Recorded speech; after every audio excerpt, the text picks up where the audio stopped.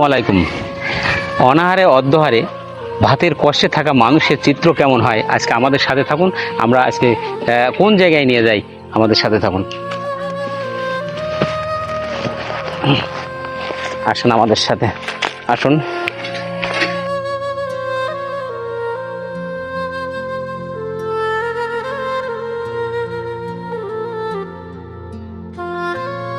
আমরা চলে আসছি যে অনাহারে অর্ধহারে যে আমার চাচা এবং চাচিমা থাকে, তাদেরই পাশে সন্তানতুল্য হিসেবে ঢাল হয়ে দাঁড়িয়েছেন কাতার প্রবাসী আব্দুর রশিদ ভাই। দানবীর মন মানসিকতা পোষণ করে আমাদের বিচিত্রা মিডিয়ার অত্যন্ত শুভাকাঙ্ক্ষী এই আব্দুর রশিদ ভাই কাতার প্রবাসী। আব্দুর রশিদ ভাই অনেক আগে থেকে আমাদের ভিডিওর ভিতর দিয়ে এই অসহায় মানুষ দুটির পাশে ঢাল হয়ে দাঁড়িয়েছেন। প্রতি মাসে 1 বস্তা করে চাউল আমাদের মাধ্যমে এই অসহায় দম্পতির পাশে দিয়ে পাঠাই, আর আমরা সেই চালটা এই অসহায় মানুষ দুটির দিয়ে যাই।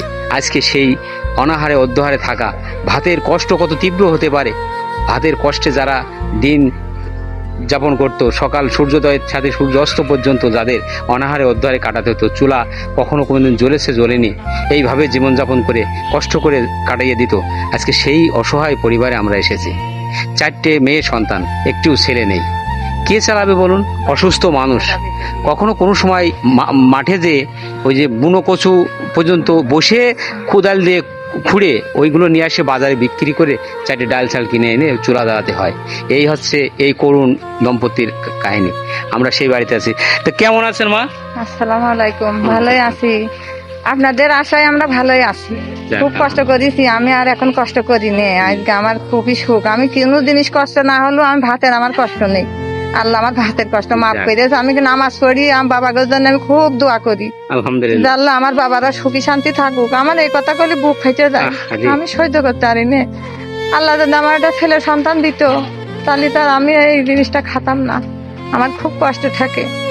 আল্লাহ আমার বাবা আমার ঢাল হয়েছে, জন্ম চিরস্থার জন্য আমার বাবার জন্য আমার ঢালই হয়েছে। যার কেউ নেই, রিজিকের মালিক হচ্ছে আল্লাহ। আল্লাহ রিজিকের মালিক হইলো আল্লাহ।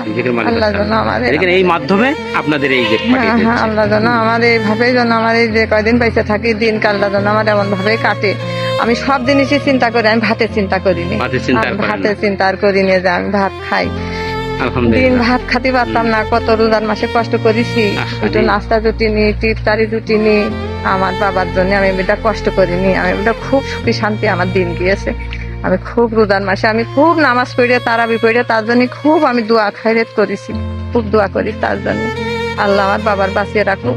আমার বাবার জন্য আমার আব্বার জন্য, হ্যাঁ আমি আব্বার জন্য এইভাবেই তো দোয়া করি। আমার বাবার জন্য আমি এইভাবেই দোয়া করি, আমার বাবার জন্য বেঁচে থাকে, বাবা যেন হায়াত দেখ। আমার বাবা আব্বা কিন্তু মারা গেছে, তার জন্য দোয়া করবেন অন্তর খুলে।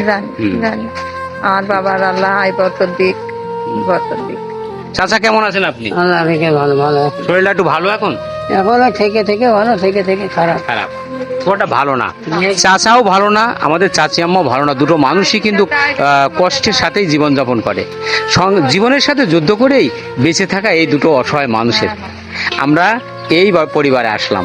ভিডিওটি ভালো লাগলে লাইক কমেন্ট শেয়ার দেবেন, বেশি বেশি শেয়ার দেবেন এই সমস্ত ভিডিওগুলো।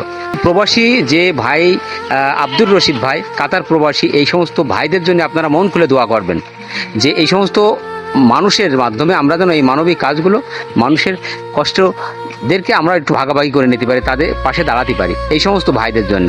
যাই হোক, ভালো থাকবেন। এই অসহায় চাচা এবং চাচি আম্মার কাছ থেকে আজকের মতো বিদায় নিলাম। আসসালামু আলাইকুম, ভালো থাকবেন।